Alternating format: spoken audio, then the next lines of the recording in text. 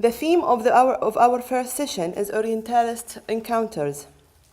If I can welcome Dr. Sophie, the first speaker of the session, Dr. Sophie Bostock.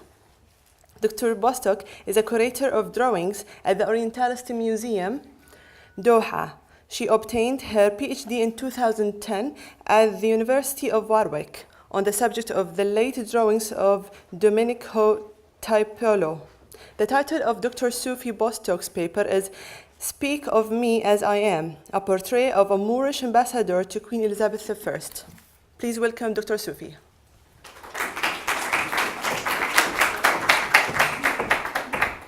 I just want to say thank you to a few people. First of all, Olga Nefedova, our former director, invited me to give this talk, and I decided to talk about a portrait which belongs to the collection at Birmingham University of the Moorish Ambassador. And I wanted to thank my former colleague here, David Hemsel, an architectural historian at Birmingham University, who very kindly scanned the object file for me so that I could do some research on the Moorish Ambassador. So thank you, David. I also wanted to thank Dr. Jane Eade at the National Portrait Gallery. She collaborates on a project on making art in Tudor Britain, and she very kindly spared some time to exchange emails on me about the complex matter of making attributions of Tudor portraits. And finally, I wanted to thank my colleague at the Orientalist Museum, Dr. Fariz Kashu, for helping me tidy up my presentation. Okay, so we will take a look at the Moorish Ambassador. In Dover, around the 8th of August, 1600, a 42-year-old Moroccan emissary named el-Ouahed ben Messaoud arrived with his staff, ostensibly to negotiate on behalf of Ahmad al-Mansur, Sultan of Morocco, trade agreements with Queen Elizabeth I, following the establishment of the Barbary Company in 1585. The arrival of such exotic visitors on English soil caused a stir and was well documented contemporaneously both in John Stow's Annals of England in 1602 and in the letters of John Chamberlain. This visit to England lasted 6 months, and it is known from the aforementioned sources that the ambassadorial entourage was entertained at Nonsuch Palace and Westminster, and it would, presumably, have participated in a whole range of diplomatic, courtly, and other activities. To commemorate this auspicious visit, a portrait of the ambassador, painted by an unnamed artist, was commissioned by an unrecorded patron.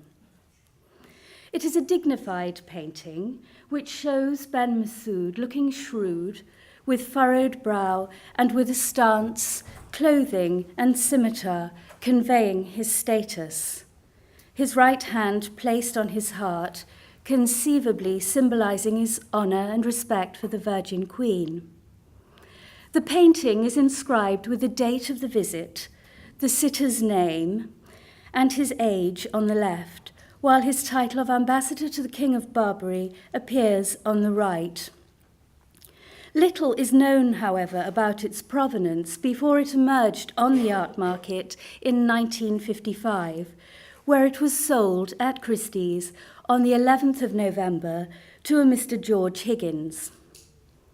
After it had been cleaned and restored, it was exhibited in the autumn of 1956 at the Ruskin Galleries in Stratford-upon-Avon, before being acquired by the Shakespeare Institute of the University of Birmingham, which is located in the same town.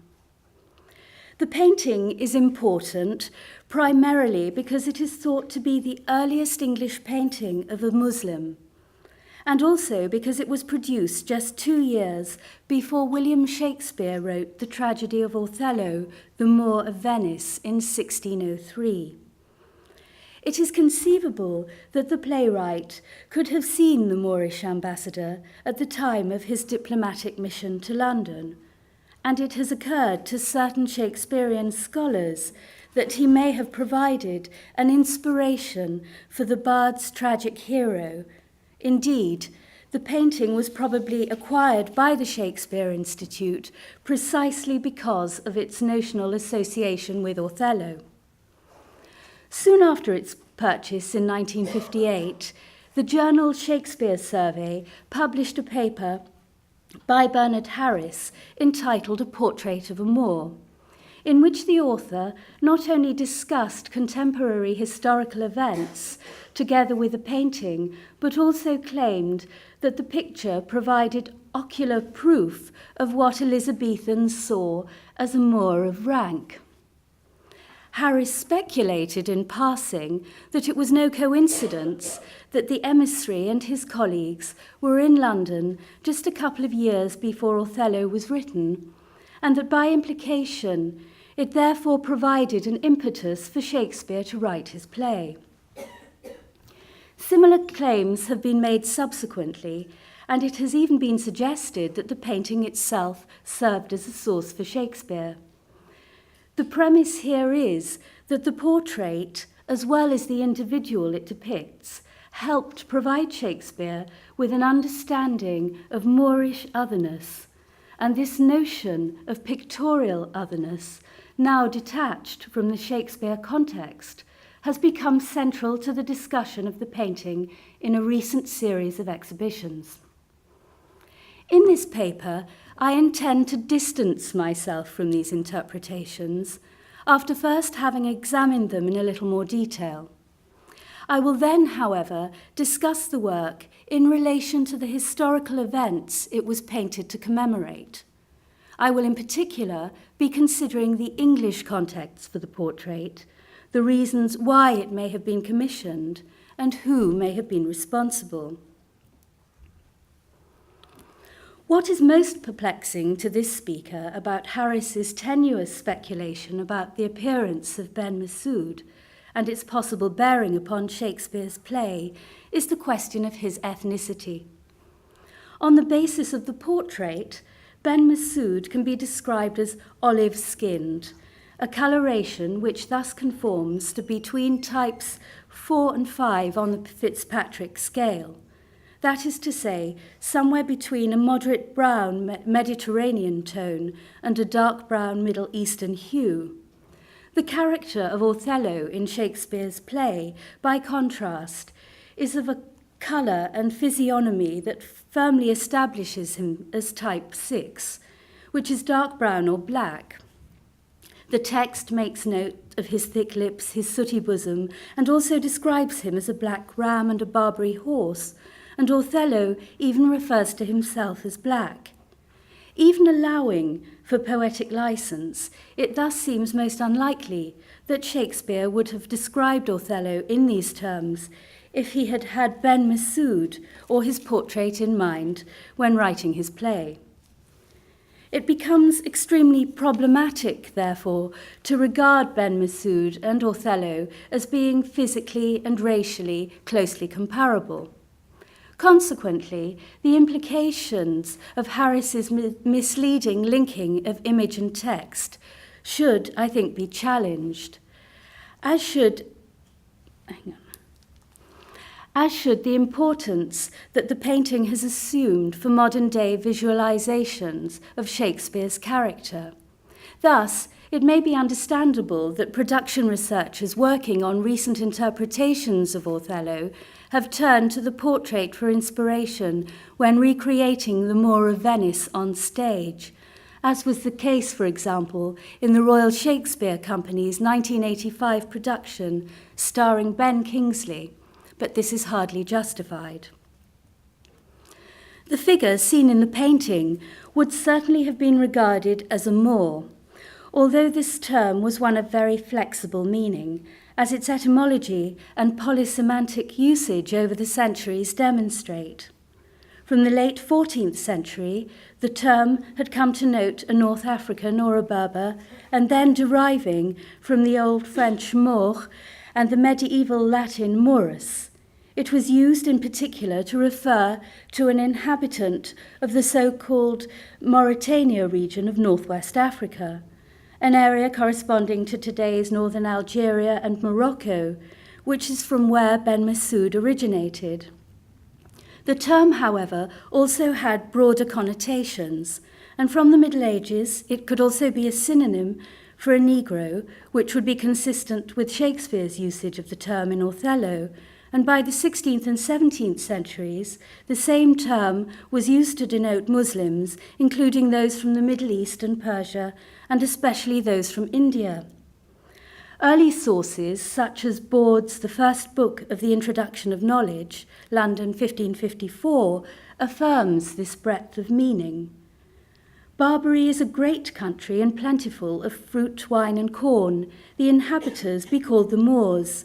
They be white Moors and black Moors. They be infidels and unchristened. Therefore, by the beginning of the 17th century, when the portrait was made and Othello written, this multifaceted term could properly apply to both Ben Messaoud and Othello. It could thus allude to the otherness of the inhabitants of non-Christian lands, although not in any particularly discriminating manner. Both the play and the painting have been extensively discussed in the context of otherness, especially race. As regards the play, such an approach goes back to the late 1960s and to the pioneering studies of G.K. Hunter in Othello and Colour Prejudice, and Leslie Fielder, who wrote The Stranger in Shakespeare, who were among the first to examine characters in Shakespeare's repertory in this way.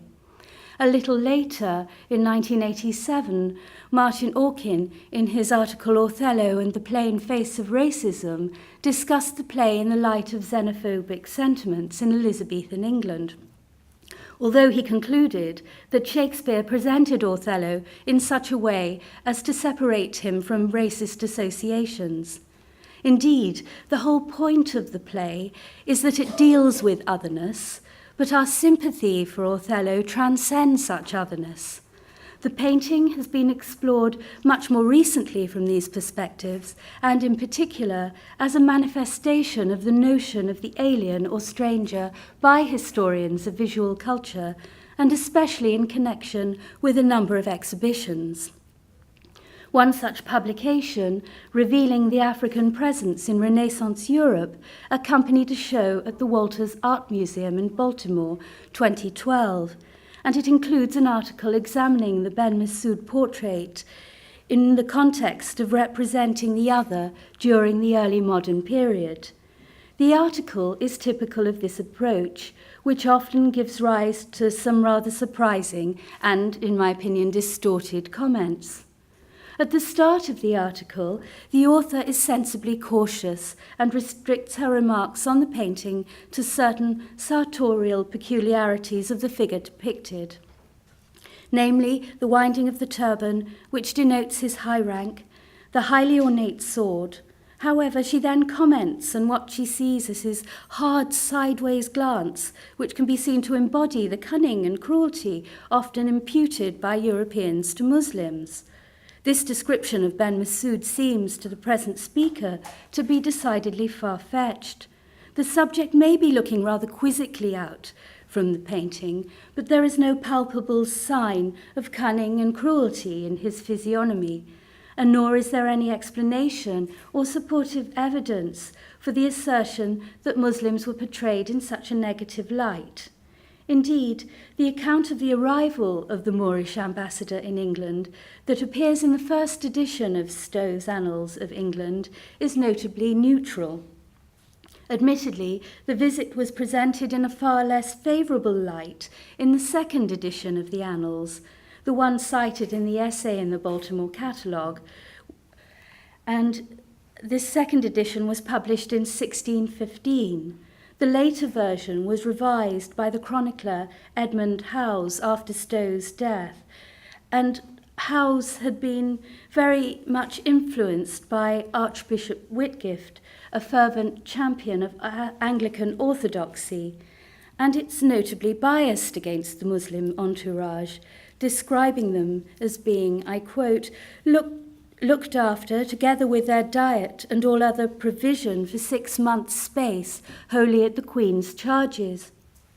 Yet was their inveterate dislike unto our Christian religion and estate, as they could not endure to give any manner of alms, charity, or relief, either in money or broken meat, unto any English poor, but reserved their fragments, and sold the same unto such poor as would give most for them.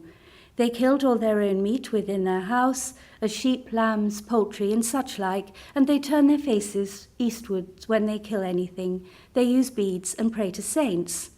Certainly, the second version of the Annals is more xenophobic in its account of the diplomatic visit, but in my opinion, it is probably much less trustworthy.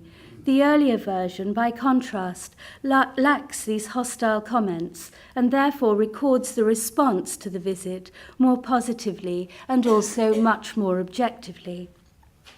In fact, the portrait does little to represent its subject as other, and this makes it very different from Shakespeare's Othello.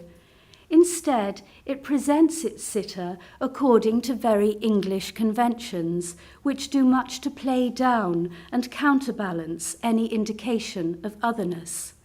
With this in mind, let us now look at the portrait in relation to comparable images commissioned and made in England at a similar period. And to emphasize the Englishness of the portrait, we will also compare it with depictions of similar figures produced at around the same time in other parts of Europe. Although the portrait of the Moorish ambassador is unsigned, it was presumably the production of an artist working in London and perhaps associated with the court. Making firm attributions during this period is problematic. Paintings were very often unsigned, and leading artists usually employed numerous assistants and apprentices in their studios, and in some cases, more than one hand worked on a single painting. It has also become clear from recent scholarship that evidence of payment to a particular artist is not necessarily proof of that artist's involvement in the production of a particular painting. It is for these reasons that the National Portrait Gallery is presently conducting a research project on making art in Tudor Britain, which, according to one of its collaborators, Dr. Jane Eade, does not attempt to make attributions per se, but studies the workshop practices of the time. For example, that of a number of artists working collaboratively within a studio and contributing to a single panel or canvas. Yet, even though the question of attribution has to be approached with great caution, it is nevertheless the case that a good number of capable artists, such as Robert Peake the Elder, William Larkin, Marcus Gerhards the Younger, William Peake, and John de Critz, were all active at court at the time of the ambassador's mission. And it would seem likely one of these, or one or more members of one of their respective studios, could have been involved in the commission. Many of the portraits produced by these painters were rather formulaic in following a courtly and mannered Elizabethan style, itself an attributional problem. And the depiction of Ben Massoud is no exception. Collectively, these portraits emulate the approach taken previously in particular by George Gower, who had become sergeant painter to the Queen in 1581. Gower's portraits are painted in a rather simplified, even stilted style, defining and emphasizing the sitter's eyes and other features, and often placing the figure against a dark background with accompanying inscriptions and sometimes a coat of arms, as can be seen here in Gower's portrait of Sir Thomas Kitson and his own self-portrait.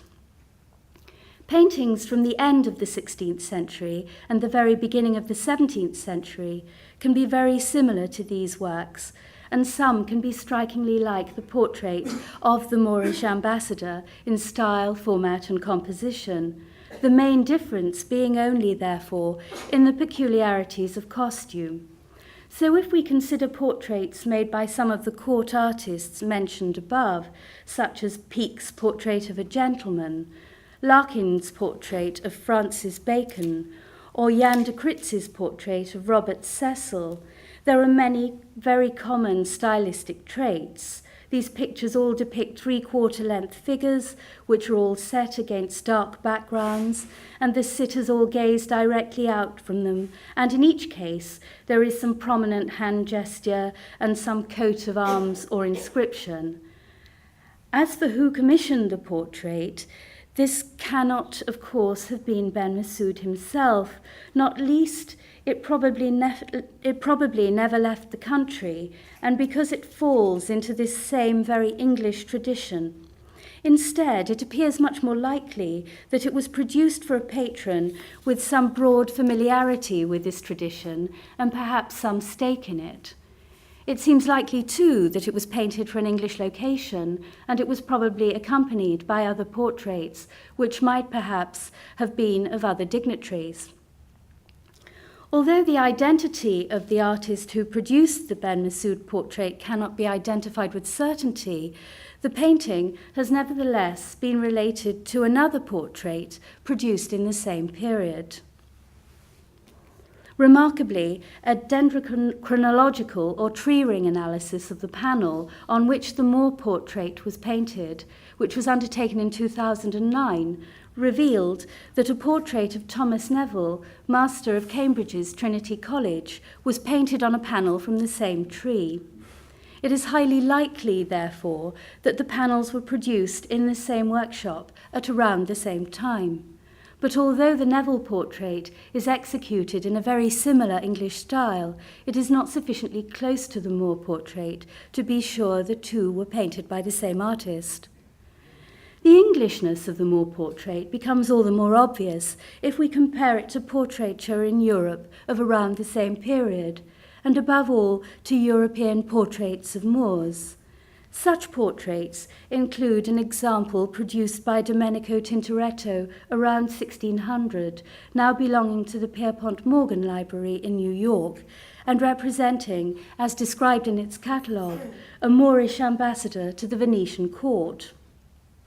This figure, who is more African than Ben Massoud, darker skinned with short, dark and curly hair, is attired in European dress and accompanied by a bundle of letters held together with string and sealing wax that are attributes of an ambassador, and compared with the English portraits of the period, he is represented in a much more true-to-life style than the Ben Massoud portrait. This comparison thus demonstrates the extent to which the picture of Ben Massoud accords with British conventions of style and format. And a similar contrast can be made with Peter Paul Rubens' posthumous portrait of Moulay Ahmed, King of Tunisia. This portrait, painted around 1609, was based on a much earlier engraving by Jan Cornelius Vermeyen, itself modelled on a now lost painting, and it shows Moulay Ahmed in front of the ruins of a Roman arena and looking into the distance, a convention often used in continental portraiture that is quite different from the English manner of the Ben Massoud portrait, where the subject looks out of the painting frankly yet inquiringly at us. Yet other conventions are exemplified in two mid-16th century portraits of rulers in the collection of the Orientalist Museum in Doha that have been attributed to the North Italian artist Bernardino Campi.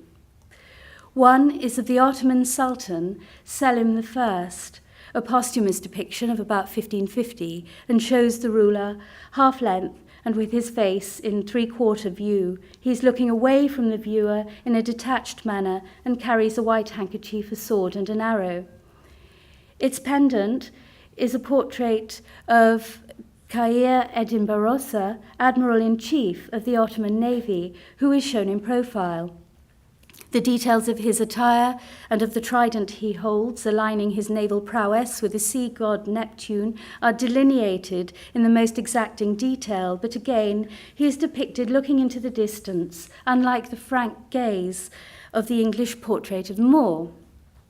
Although stylistically different, these various portraits, including that of Ben Messaoud, were all intended to be commemorative, and so it is perhaps reasonable to suppose that the Ben Messaoud picture was commissioned by a member of the court or the government during the ambassador's visit, and by someone who would have held the ambassador in esteem. The most prominent member of the government at that time was Robert Cecil, who as Secretary of State is highly likely to have encountered Ben Messaoud on many occasions. Cecil's close personal involvement with the embassy becomes all the more likely if we consider that the purpose of the visit was not simply to enhance trade agreements between England and Morocco, but was a final attempt to forge a military alliance between the two nations in opposition to Spain. A diplomatic initiative which must have involved Cecil directly, since it was of such political importance. Cecil, in addition, was an art connoisseur and one of the first Englishmen to assemble a major collection of paintings. In view of all this, it would seem at least possible that it was Cecil himself who commissioned the painting of the Moorish Ambassador, perhaps intending it for his collection at Hatfield House, or for his London residence of Salisbury House, now demolished, in the Strand, or just possibly for some public building with which he had connections, or alternatively as a gift to one of his friends or colleagues. Maybe it is no coincidence either that the ambassadorial visit of 1600 coincided with the publication of John Pory's English translation, Leo Africanus's A Geographical History of Africa, a work which he dedicated to Cecil, and a work which, it has been suggested, may itself have inspired Shakespeare to write Othello. There is even an outside possibility of a connection between Cecil and the above-mentioned portrait of Thomas Neville, which appears to have been made in the same circle as the portrait of the ambassador. In view of the fact that Cecil was Chancellor of Cambridge University while Neville was Master of Trinity College, it could be that Cecil was in some sense instrumental in the commissioning of both these pictures. If Cecil was indeed in some way responsible for the commissioning of the Moor portrait, then a possible candidate for its artist suggests itself. One of Cecil's favourite portraitists was Jan de Critz the Elder, who had come to England as an infant and who had previously worked for Sir Francis Walsingham, a figure with whom Cecil was associated at the onset of his political career. It was de Critz who was commissioned by Cecil to produce various portraits of himself, and who is thought to have painted a group portrait of the Somerset House Conference, 1604.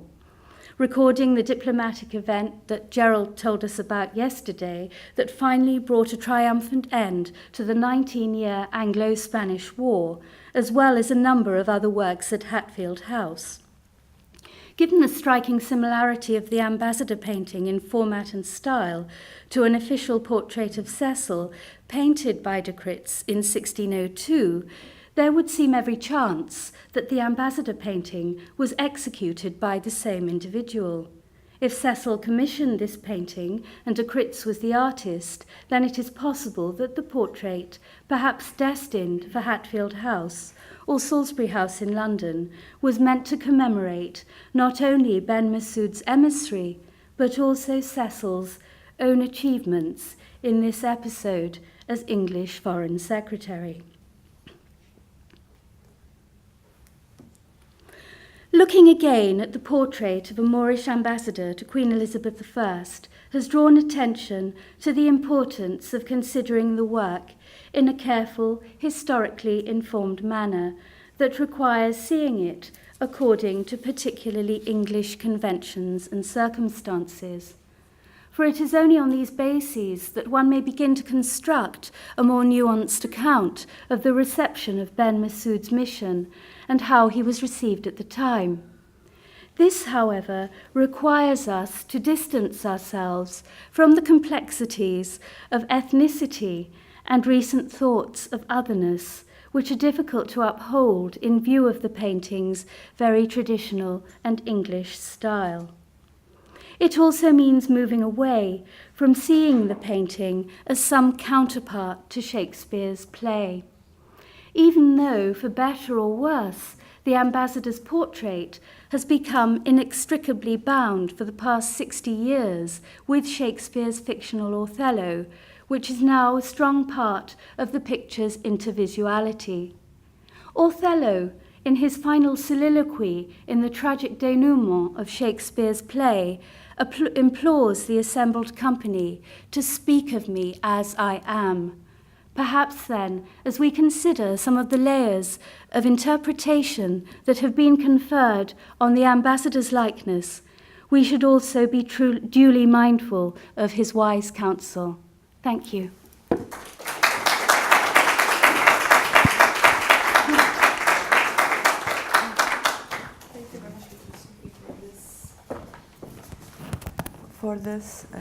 For this very interesting case history.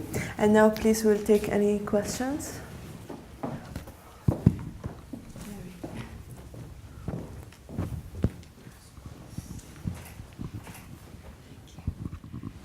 Thank you very much, Dr. Bostock. I very much enjoyed your paper. I'd like to ask a question about the bin Massaoud portrait and the hand gestures. What do they mean? Because sometimes, not all of the time, but sometimes the hand gestures are giving us a little message, something about this, the figure within the painting. So I'm wondering, is there any significance or a message there from the hand gestures? Yes, I mean, indeed, the hand gesture is very sort of prominent and striking. I did try to do some research on it, and I couldn't find any indication of its absolute meaning. So I sort of conferred my own idea, and I just felt that he was there. He was the guest of Queen Elizabeth I, and he was just very sort of honoured and humble, and I saw it as a gesture maybe of sincerity and, you know, trying to do his best on behalf of his country to come together with England and work well on the sort of trade agreements that they were discussing, but maybe also on this other policy. Sorry. Yes, and also to maybe discuss the Spanish mission. But I just thought I saw it as an expression of you know, his sort of honesty and devotion to the Queen on this mission. Okay, thank you very much. Yes.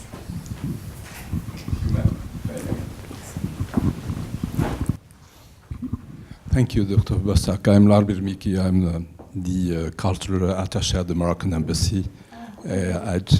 Thank you, really for this conference. It was really a pleasure to listen to you. Thank you very much. I learned a lot on this portrait. We have a sort of copy, not the real one at the embassy. Yeah, every day when I cross, I'm in the. To go to my office, I see the Ambassador bin Messaoud there. Well, I just wanted to say that, if I may add, on the gesture, this is still a sort of usual gesture in Arab countries, and especially in Morocco, when you want, to show your respect to somebody, you put your right hand on your chest, on your heart. Yes. Okay. That's lovely. Thank you very much. Thank you. Thank you very much. I really enjoyed your presentation. Thank you. And speaking frankly, I heard brilliant English because I'm for 3 months here in London and can hear various dialects, various accents, but I really enjoyed your English today. Thank you very much. That's very kind. And one small note that about the gestures. I'm from Uzbekistan and I'm part of Islamic culture, and it's as the Moroccan guest told, it's a symbol of respect Yes. and sincerity. Yes. And also regarding the people at portraits who are looking aside, not front. I think it's again from the Islamic culture that there is some kind of, well, let's say, mythology or some concepts that human beings and animals should not be reproduced. But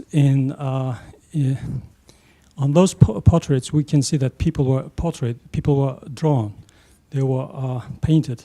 Yes. But I think, again, in Islamic culture, if people don't look at his vis-a-vis or look to other direction, it will be lesser sin. I understand. It's a little bit about Islamic Yes, culture, sort of if I'm not wrong.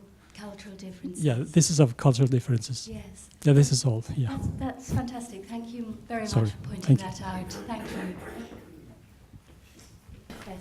Yes. I see what you were saying with regard to the Englishness of the picture. On the other hand, it seemed to stand out to me in the modelling of the face. It seemed that there was more chiaroscuro going on. Right. In how he was represented, conspicuously more than in the rather flat sort of 2D modelling of the other figures. And his expression does seem slightly more loaded, to me at least. Yes. I'm not siding with the Baltimore article, but there does seem to be something slightly more expressive about his face than with the other sitters. So I wonder whether the similarity with the English works might actually be a basis for picking out those slight differences that do distinguish it, apart from the costume. Yeah. And whether you've considered these. No, I think you're absolutely right. But I think I certainly wouldn't sort of think that to me the expression doesn't look sort of cunning or cruel. He's just looking to me slightly askance out of it. But it's an interesting expression, that's for sure. Yes. Sorry, not to go on about this at too much length, but I thought your terms were very good. Shrewd for the gaze. Thank you. And also quizzical. Thank you. But I'd like to add sophisticated. I mean, I think you're quite right. The face is actually modeled with more detail and, if you like, distinction. Yes. Than some of the other English portraits. Yes. But what comes across, it seems to me, is a kind of calculation, but of a sophisticated, very civilized manner. I mean, the chap is not some sort of barbaric other, but indeed the essence of diplomacy. Absolutely. Thank you. Thank you very much for your questions. Thank you, Dr. Sophie, for the lovely presentation. Thank you.